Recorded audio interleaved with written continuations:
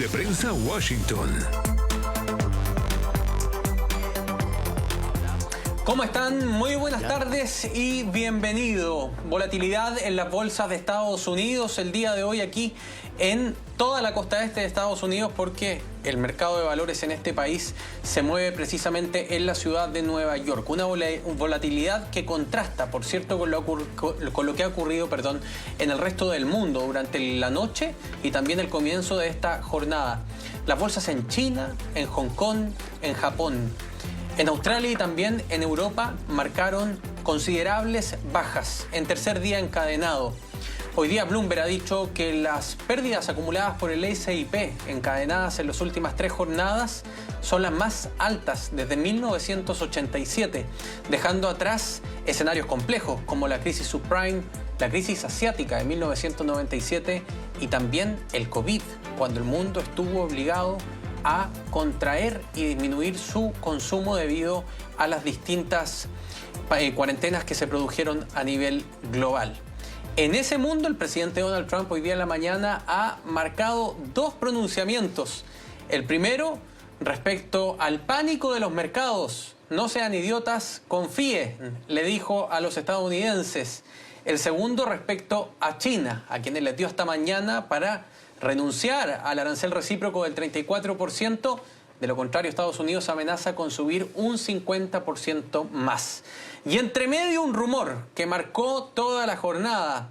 Un reporte de CNBC, la cadena económica de televisión perteneciente al grupo Universal Comcast, que, entre otras cosas, señalaba que los asesores de Donald Trump estaban contemplando una suspensión de 90 días de los aranceles para abrir ventanas de negociación.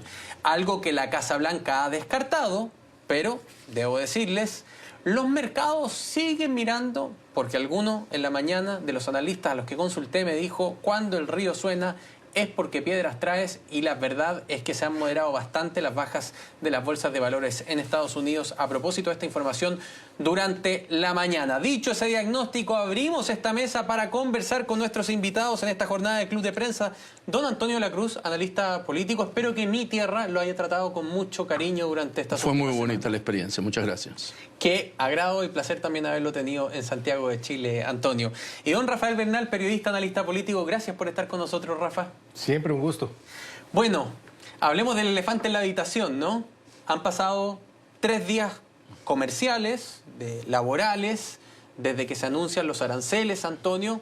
El mundo reacciona con temor. Lo que dicen los analistas es no descartar la posibilidad de que haya una recesión por la disminución del consumo, a propósito del aumento de precio, por la incapacidad, dicen algunos, que tendría Estados Unidos de sustituir todas las importaciones para poder echar a andar su maquinaria interna como pretende el gobierno. De hecho, el presidente Donald Trump en el Air Force One el jueves pasado dijo que él estimaba que las fábricas para trasladarse de vuelta a los Estados Unidos podían demorarse entre 1 año y medio y 2 años. ¿Cómo analizas tú ese escenario, sobre todo entendiendo que los republicanos tienen que defender una mayoría en 1 año y medio más? Este es un tema que realmente es muy difícil, ¿no?, de abordar. Porque si lo abordo desde la perspectiva económica, coincido en todo el escenario que tú estás diciendo. Va a haber recesión, desempleo, inflación, estagflación. Todos esos elementos están presentes. Si estamos ante un escenario electoral prácticamente de medio término, yo no puedo ir por el análisis económico, porque sería dispararse a los pies Trump, porque va a perder las mayorías, con toda seguridad. Y sin mayoría en los congresos, su gobierno deja nada. Aun cuando esté gobernando por decreto hasta ahora. No importa, pero eso se tumba inmediatamente en una nueva administración. Entonces, él, que declaró el día de la independencia nuevamente, el 2 de abril económica, pensando en que ahora hay vamos a celebrar 2 fechas, el 4 de julio y el 2 de abril, según él. Yo lo veo más por el lado político y geopolítico. O sea, ¿en qué anda Trump? En reposicionar un orden en la que en esa relación de balanzas comerciales, porque no es meramente tarifa, la relación es una relación de balanzas comerciales, donde está deficitario por los déficits que tiene, tanto financiero como en balance, él necesita cerrar ese trillones que tienen en déficit. Y él ha usado esta herramienta para traer a la mesa y buscar nivelar el field, el campo, en la relación comercial con el resto del mundo. Ahora, de hecho, hay 50 países que ya pidieron hablar con él. Antonio, está bien, porque nadie quiere renunciar a la primera economía a nivel global, y yo me imagino que cualquier diplomacia que se digne de serlo tiene que entrar a establecer canales de comunicación con aquel que te está imponiendo arancel. Pero cuando uno analiza fríamente lo que está ocurriendo en el escenario global, ve que no existe ningún país del mundo que tenga superávit en la balanza comercial con todos los países. O sea, esto es economía básica. Yo dije nivelar, dije nivelar. No estoy diciendo que superávit. Deficitarios y países con porque superávit. con China tiene 50%. Sí, pero también digamos... Con Vietnam el 87%. Mira, pero yo mantengo un déficit de cuenta corriente gravísimo del 100% con el supermercado. Tú te financias yo con a la nivel tarjeta. personal mantengo ese déficit con el supermercado porque el supermercado me provee de comida y yo le compro comida en vez de crecer mi propia comida.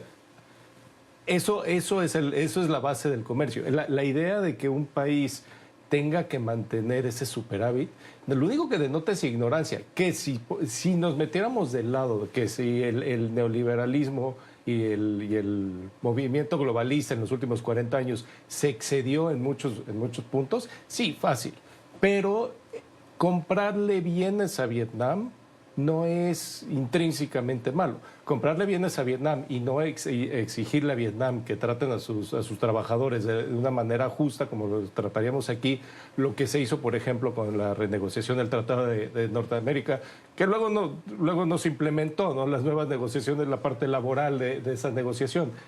Eso, digamos, la falta de comercio justo sí tiene problemas, pero no es de eso lo que está hablando Donald Trump. Donald Trump está muy públicamente obsesionado con ese déficit comercial. Él cree que Estados Unidos está perdiendo dinero y perdiendo dinero al comprarle bienes a otros países. Y simplemente ha demostrado que no entiende los fundamentos de una economía global. Bueno, no entiende los fundamentos de una economía local. Un señor que llevó a la quiebra cuántos casinos. Pero yo tengo una pregunta. Si uno analiza el discurso de Donald Trump, el día miércoles, NTN estuvo ahí precisamente cubriendo esa jornada, él hace mención a una época que él define como época de oro para los Estados Unidos, que es la década hasta 1913. De hecho, él lo pone justo antes de que comenzaran las guerras mundiales, ¿no? Primera Guerra Mundial y luego la Segunda Guerra Mundial. Pero también es cierto, y aquí viene la pregunta, Antonio, que en un mundo globalizado donde las cadenas de valor terminaron diversificándose a tal nivel, lo hemos dicho aquí en el canal, esta computadora que está sobre esta mesa acumuló 15 ventajas comparativas que le dieron 15 mercados distintos que tenían esas ventajas para que llegase al precio que llegó a mí. ¿Es posible internalizar toda una cadena de valores en un mundo globalizado como el que hoy día estamos viviendo sin impactar los precios? Muy difícil porque la mano de obra estadounidense es mucho más costosa que en cualquier otra parte del mundo. Sin embargo, insisto, no es que esa computadora se haga 100% en Estados Unidos. Es porque yo insisto que él busca balanza comercial. Bajar ese déficit, porque si vemos si el déficit en balanza comercial con China es 50, lo que le había puesto era 34. No estaba equiparando al 50%. Todavía iba a tener un déficit en ese sentido. Entonces yo creo que aquí lo que tenemos es, y hay una lucha de ¿cómo se llama?, de Trump, desde el punto de vista de la globalización, y ahí coincido con vos. O sea, aquí lo que está planteado es que la globalización tiene unos efectos. Si lo queremos ver de una manera pequeña, es un Brexit. Cuando Gran Bretaña dijo, no me quedo con la Unión Europea porque me ha traído más bien camisas de fuerza, en la que yo no creo que pueda participar. ¿Qué le está diciendo Estados Unidos al mundo? Que no cree en la globalización. No creo en la globalización. Creo en no creo en el multilateralismo. Creo en el bilateral relations.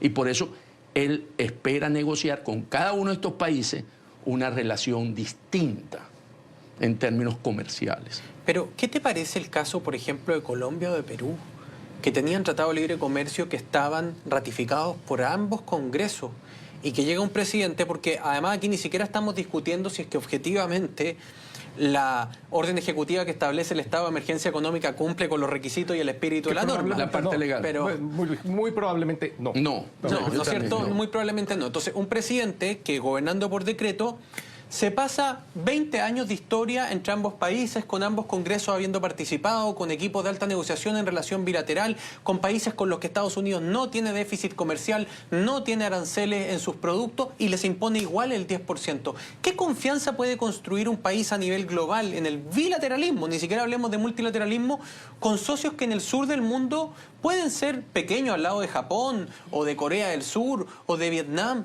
pero son socios estratégicos en el patio de tu casa, donde además se te está metiendo China. Te lo pregunto porque parece que hay algunos casos donde aunque a uno le busque la razón geopolítica, tampoco la encuentra. Anterior a esto, el arancel que tenía establecido Estados Unidos era 3%. Con los tratados de libre comercio en Perú, Colombia y Chile no era cero, el arancel ya real. vaya. Pero anteriormente tenía 3, o sea, excepto tratados, pues también podemos hablar México y Canadá. Sí, pero te estoy hablando precisamente del caso Entonces, de tratados. él da un salto porque él necesita cerrar el trillón, los 3 trillones que tiene de déficit, en términos tanto de gasto como comercial. Él tiene que buscar cómo cerrar eso para poder relanzar a Estados Unidos, porque si no, si nosotros estuviéramos hablando esto en el 2030, Estados Unidos sería una economía, es menor que China en el 2030. Pero Antonio, estoy tomando tu argumento. Ya la va, voy relación para allá. Entonces bilateral. él colocó ahora el 10. Porque Pero eso ¿por qué tú le vas a permite... cobrar a Perú con el que tiene superávit comercial? ¿Por qué le vas a cobrar a Colombia, a Porque es Chile, la nueva con los marca. que tiene superávit comercial y arancel cero? ¿Por qué se los cobro a ellos si ellos son socios míos estratégicos en el sur y les dejo esos mercados servidos que lleguen los capitales chinos porque ellos van a salir a buscar oportunidades que van a perder? Ya Te la pongo distinto con Israel. Dale. Ya lo respondiste. Es que ya lo respondió y estamos completamente de acuerdo en esto. Es igualito a Brexit. Es igualito a Brexit. Es un movimiento político con una política económica suicida, francamente suicida, diseñado no para mejorar la economía, de hecho diseñado para, sin importar la economía y sin importarle que la empeore, para generar más poder político para un grupo minoritario en un país, un grupo minoritario en ambos casos de ultraderecha. O sea, sí, efectivamente es un Brexit, es todo lo malo del Brexit. Esto, digamos, analizarlo en términos económicos puede ser, analizar cualquier cosa que hace Donald Trump en términos económicos es necesario, pero puede sentirse como una pérdida de tiempo, simplemente porque lo que hace él, todo está enfocado como en el movimiento nacionalista, populista global. Es que eso quería llegar, que si uno analiza quiénes votaron por el Brexit, ve que votaron por el Brexit aquellos trabajadores ingleses que se sentían que habían perdido ventajas comparativas, competitividad e incluso beneficios respecto a Europa, correcto, a sus socios, ¿no es cierto?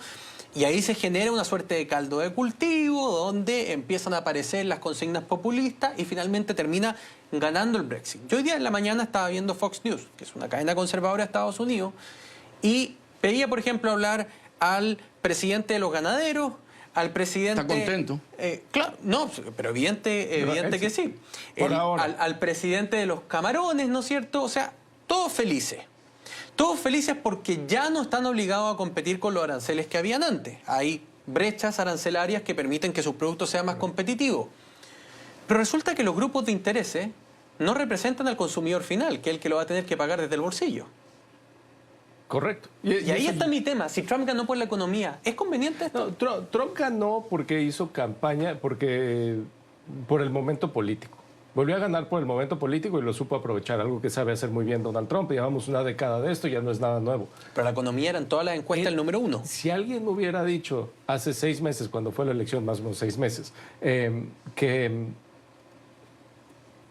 las noticias iban a estar hablando de dos temas, inmigración y economía, y los demócratas iban a estar empujando este ciclo noticioso en vez de escondiéndose de este ciclo noticioso, diría, bueno, es que Trump tendría que hacer algo increíblemente estúpido. En los últimos 3 meses, Trump ha logrado tomar la economía y la migración, que eran sus temas, y volteárselos a sí mismo en contra, simplemente porque no ha llevado a cabo buenas políticas públicas, y se nota, y lo está viendo todo el mundo, y es Sí, tal vez hay ciertos grupos de interés que están un poco contentos por eso, pero estos mismos ganaderos están enojadísimos por sus políticas migratorias porque les están deportando a todos sus trabajadores y no hay una fuerza laboral de reemplazo que sepa cuidar del ganado. Entonces, finalmente, si logró en espacio de 3 meses arruinarse a sí mismo sus 2 temas más importantes, ¿o qué más no va a lograr en los próximos 3 años? Sin ir más lejos, una encuesta de YouGov publicada el día viernes pasado, le pregunta a los estadounidenses si los aranceles van a hacer daño o beneficio para el ciudadano americano promedio. 57% dice que van a causar daño, pero en la columna de independientes, que sabemos representa el 40% del electorado y que es el que le dio el triunfo a Donald Trump en estas elecciones, el 57% dice que son dañinas estas medidas. Y por eso quiero volver, Antonio, porque uno dice, si uno lo analiza económicamente, me decías tú, tiene lógica económica el debate. Pero si uno lo analiza políticamente, yo tampoco logro encontrarle aún cuál es el beneficio político a 1 año y medio de tener que defender mayoría en ambas cámaras. Trump está buscando pescar en la clase trabajadora, que la tiene el Partido Demócrata, porque él está mostrando que él se ocupa de la clase trabajadora, algo que no tiene el Partido Republicano. Entonces, en el próximo ciclo electoral, él está apuntando a que esa clase trabajadora, a quien le está mandando hoy un mensaje, el poder tener ese apoyo. Yo creo que esa es la intencionalidad. Cuando lo vimos políticamente, y el poder es poder que ese movimiento que él tiene vaya creciendo y no se quede nada más en la parte élite. Te voy a dar Perdón, un dato. Antonio, Déjame darte un dato. Es que te tengo que interrumpir porque estamos en un último minuto. Está hablando Donald Trump con Netanyahu. Le vamos a dar Eso es paso importantísimo inmediato para que podamos escuchar, sí, porque es pueden importante. haber algunas conversaciones respecto a los aranceles. Así que si me acompaña, No, director, seguro ahí que sí. está. De hecho, sí, creo que usted hace lo que usted dice y yo creo que la gente respeta eso enormemente. Yo ciertamente lo hago. Y el pueblo Israel y el pueblo judío también lo respeta. Acabamos de ver a su representante del Departamento de Justicia peleando contra el antisemitismo. Y solo quiero decirle que de corazón lo agradecemos mucho. Como usted ya mencionó, tenemos la oportunidad para conversar sobre muchos temas. Como he mencionado, el tema de los aranceles, que es tema de interés para muchos hoy. Le puedo decir que le dije al presidente, nosotros vamos a eliminar el déficit de intercambio con los Estados Unidos. Planeamos hacerlo muy rápido, creemos que es lo correcto por hacer, y vamos a eliminar también las fronteras en torno al comercio. Esto no es necesario. Tenemos que seguir el modelo que es muy bueno para muchos países. Reconozco que esta posición de los Estados Unidos que dice, ¿saben? Estamos permitiendo que otros países nos impongan aranceles, pero no les ponemos aranceles a ellos. Entonces tenemos que tener un libre comercio y yo creo que esta es prácticamente la posición que usted está imponiendo, señor presidente. Nosotros vamos a eliminar los aranceles y rápidamente. También voy a mencionar que hablé con el secretario Lutnick ayer, hablamos sobre cómo podemos efectuar esto rápidamente y que podamos generar una solución rápidamente. No estamos hablando de tensiones, no estamos hablando de, sabes, como palabras, estamos hablando sobre resultados y esos resultados es lo que nos va a resultar bien. Ok, muchas gracias, señor presidente. Esperen. Permítanle terminar. Hablamos y conversamos sobre no solamente los rehenes, sino también sobre Gaza en sí. Los rehenes, por supuesto, son una historia humana que no se puede aguantar más. Una agonía. Hablé con las familias ayer, hablé con otra cuando estaba en Hungría, antes de llegar acá. Hablo con ellos todos los días, están en agonía, los rehenes están en agonía y queremos liberarlos a todos. Steve Witkoff,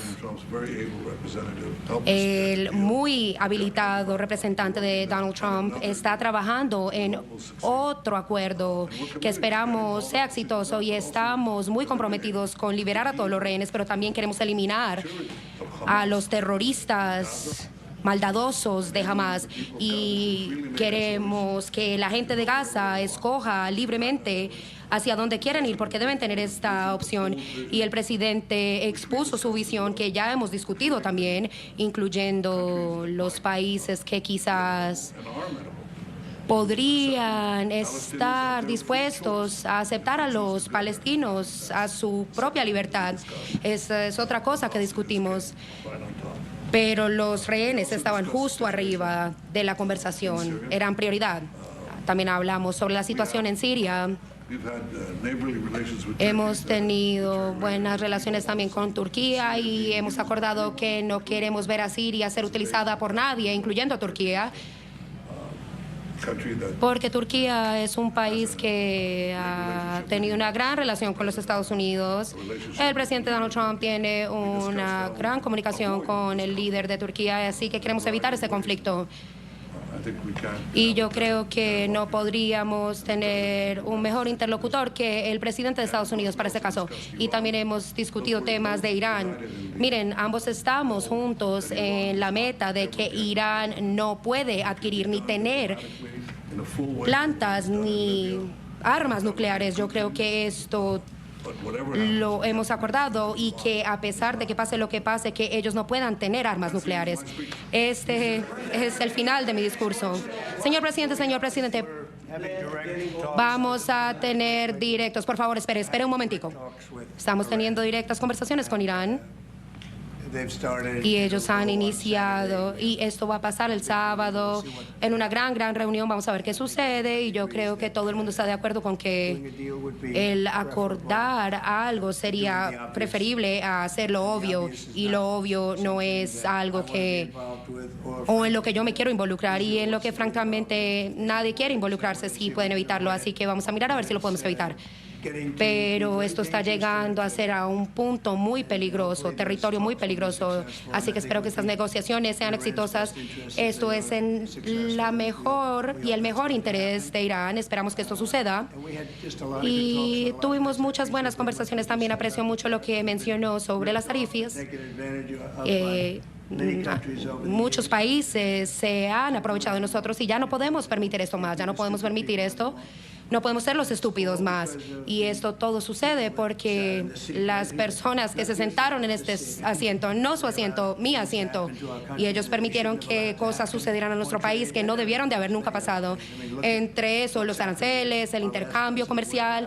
Miren lo que sucedió con el expresidente, que permitió millones de personas ingresar a nuestro país con una frontera abierta. Qué estúpido es esto.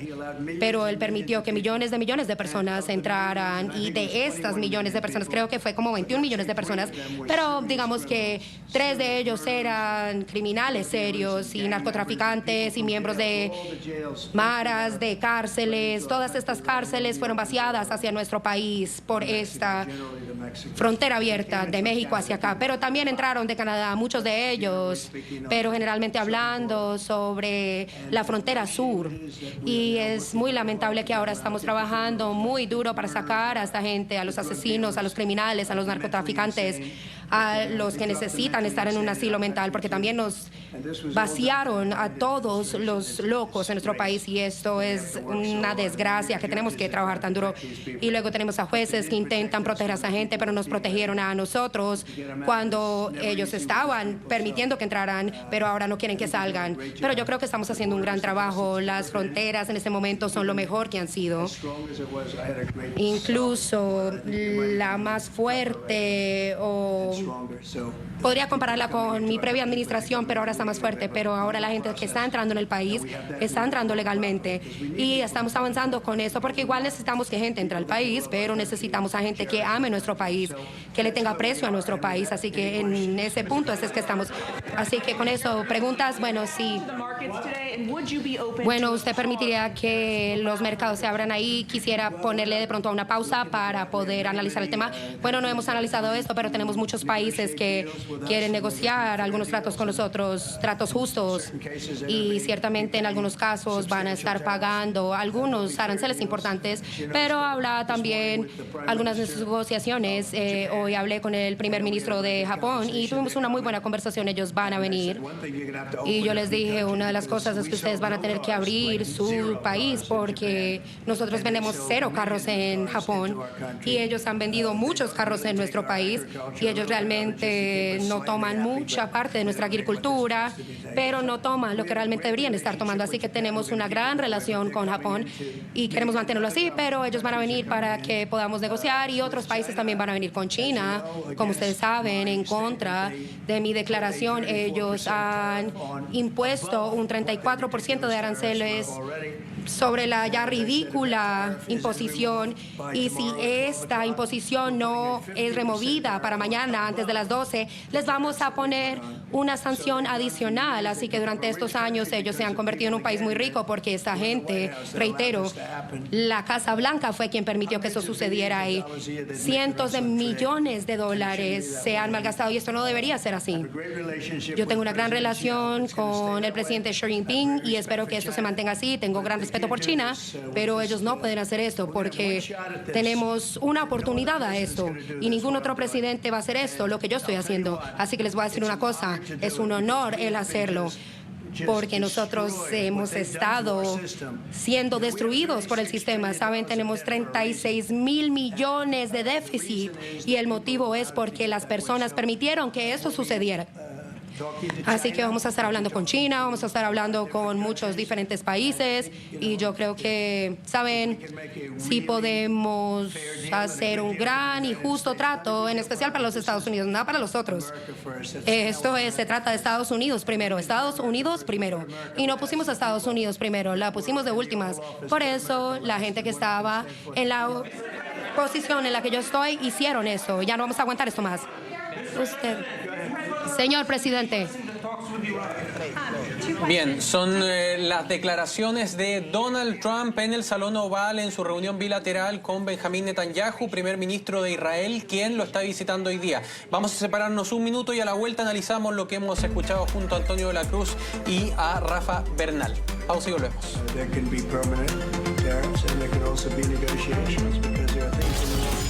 Ya regresamos con Club de Prensa Washington por NTN 24, el canal de las Américas. Bien, escuchábamos entonces al presidente Donald Trump, quien sigue haciendo declaraciones a esta hora en la Casa Blanca. Está acompañado por miembros de su gabinete, el secretario de Estado Marco Rubio, también el secretario de Defensa Pete Hegseth y, por cierto, por el primer ministro de Israel, Benjamín Netanyahu. Estamos junto a Antonio de la Cruz, analista político, Rafael Bernal, periodista, analista político también, para que vayamos revisando. Quiero darles una frase. Le pregunta al periodista: ¿le gustaría a usted clarificar esta percepción sobre mensajes difusos sobre los aranceles del 9 de abril? ¿Son permanentes o son una negociación? Y el presidente Donald Trump responde: ambas pueden ser reales. Pueden haber aranceles permanentes y también pueden haber negociaciones, Rafa. Pues en el mundo de Trump... Los mercados, ahora no entiendo por qué los mercados están locos, ¿no?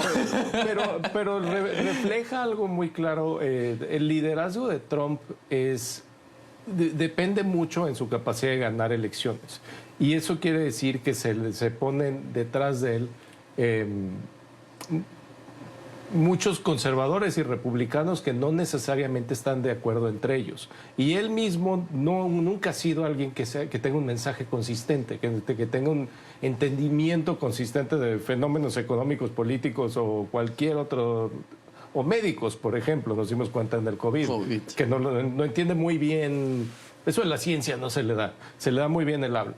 Entonces, tienes detrás de él una administración en la cual sí son ciertas todas esas cosas y sí se contradicen. Y el problema es que ahora que trate de implementar una política de comercio que en el mejor de los casos es de alto riesgo, y eso sí, siendo muy, dándoles el beneficio de la duda, decir que es de alto riesgo. O sea, el resto del mundo y los mercados han dicho básicamente que creen que es una estupidez. Pero bueno, digamos que es de alto riesgo. Implementar ahora esta política económica que se tendría que hacer, digamos, como cirujano, con una administración en que caben todas las opiniones, en la cabeza de un presidente donde caben todas estas opiniones contradictorias, eleva todavía más el riesgo. Entonces, es cierto, yo creo que él cree la respuesta que le dio este periodista, Pero esa respuesta a mí, en lo personal, me da todavía más miedo de lo que amanecimos esta mañana. Pregunta sobre el periodista sobre la posible pausa en los aranceles por 90 días. El presidente Donald Trump responde: por ahora no lo estamos evaluando. Y al mismo tiempo, les actualizo, vuelve a caer el S&P 500, la bolsa está ya casi menos un 1% de pérdida. Parece que los mercados habían asimilado que, bueno, si el río traía era porque piedra, o sea, si el río sonaba era porque piedras traía, y que efectivamente la Casa Blanca podía haber estado evaluando esto. Lo que él tampoco logra descartar, Antonio, es que vayan a haber acuerdos bilaterales listos, oleados y sacramentados antes del 9 de abril, que es pasado mañana, por cierto. Aquí Trump tiene una posición, básicamente, como lo hemos establecido, de que busca un mensaje, una narrativa política a través de las tarifas para poder llevar que él está protegiendo a la economía de los Estados Unidos, al trabajador de los Estados Unidos. Eso que le resulte, habría que darle tiempo. Porque él mismo sabe lo que dijimos al inicio, que a la vuelta de 2 años él está en una elección de medio término. Año y medio. Bueno, año y un poquito más. O sea, él está en una evolución.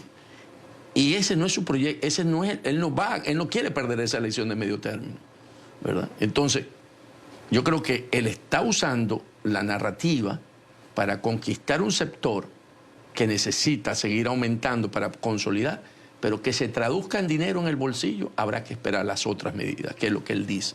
Esto forma parte de un paquete donde él va a convertir, que no se ha visto todavía, en términos de impuestos y ¿cómo se llama? Y beneficios, en el términos del trabajador. O sea, hoy estamos viendo el efecto. Y además hay otra cosa interesante.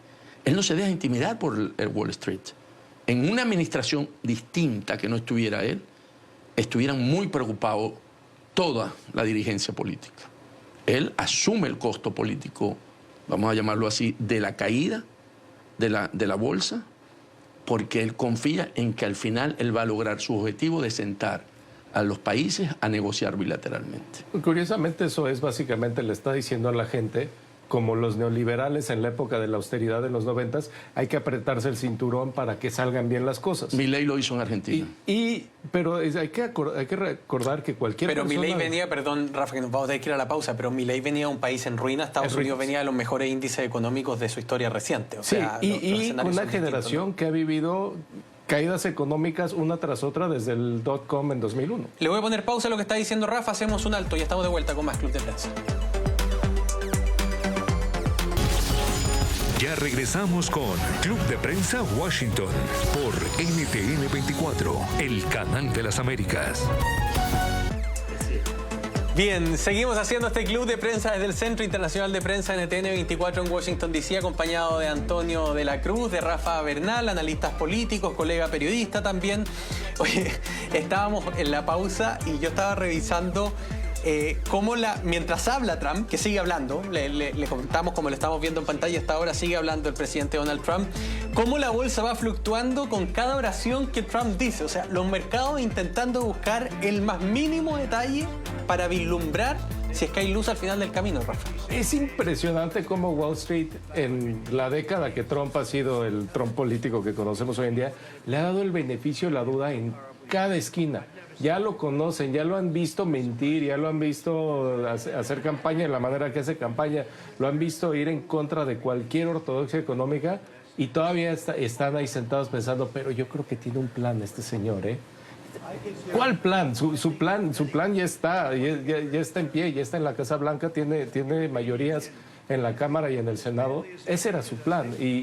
Pero Wall Street, pues sí, finalmente, creo que lo más bonito que se puede decir del mercado cambiario es que es un ejercicio fundamentalmente optimista. Y ahora están demostrando ese optimismo de una manera que muchos otros nos cuesta trabajo expresarlo. Pierde hasta ahora 34 puntos el S&P 500, menos 0.67%, encadenaría, si cerrara ahora, 3 días a la baja, menos 0.68%, porque insisto, cada frase que está dando Donald Trump tiene una interpretación de parte de Wall Street, pero vamos más allá de las bolsas. Los costos de vida al final del día.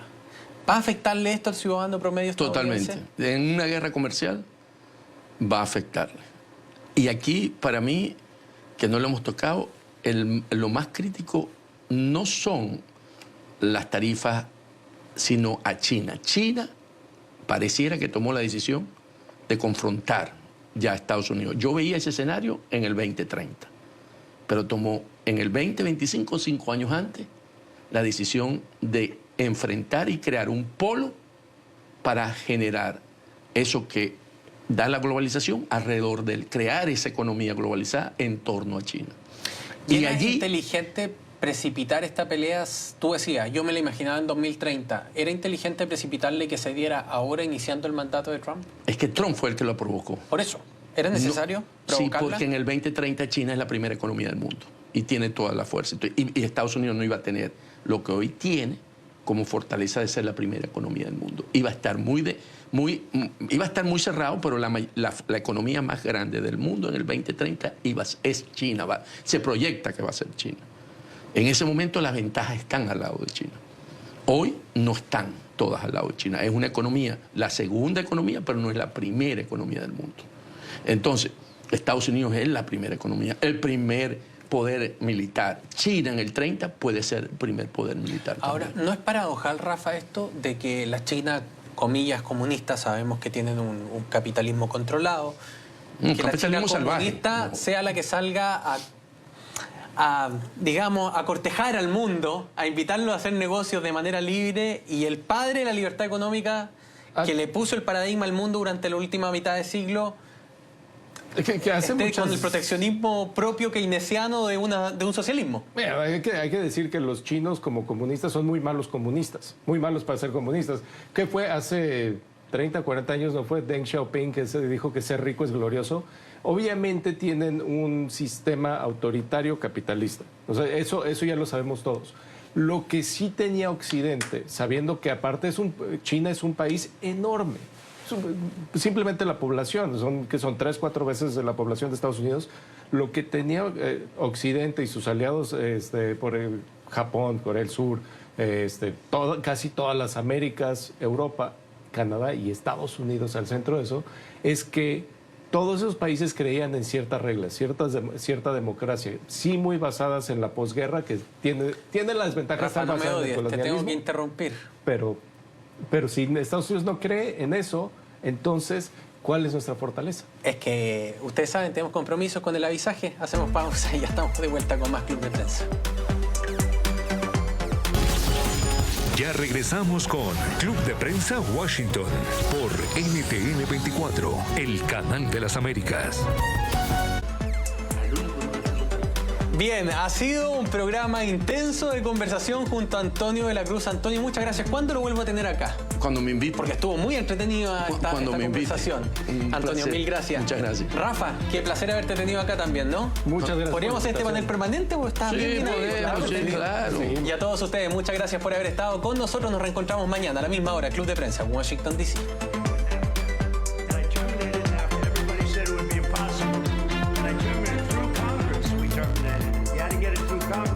It was a trap. It was a horrible thing. We got it done. And we went to the USMCA, which was much better. The problem is they cheat. They cheat like crazy. Canada cheats. Mexico cheats. It's just one of those things. But we are resetting a table.